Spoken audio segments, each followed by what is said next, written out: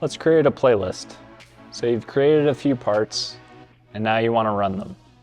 If you just want to run one part at a time, you select the part that you'd like to run. I'm going to click on part A, and I'm going to create a new playlist with this part. And so now when we go and look at our playlist screen, that second tab there, you'll see that part A is on the playlist.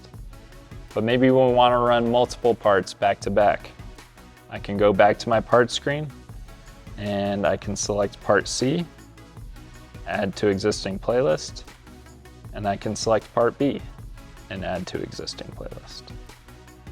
And now when we look at our playlist, you see our three parts, A, then C, then B. And so now I'll hit play, and the first part it'll run is part A.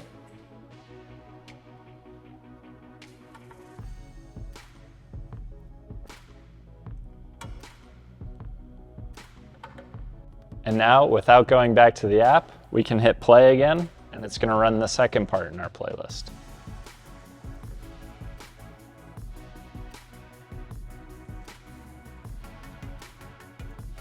And then we'll hit play a third time, and it'll play the third part in the playlist.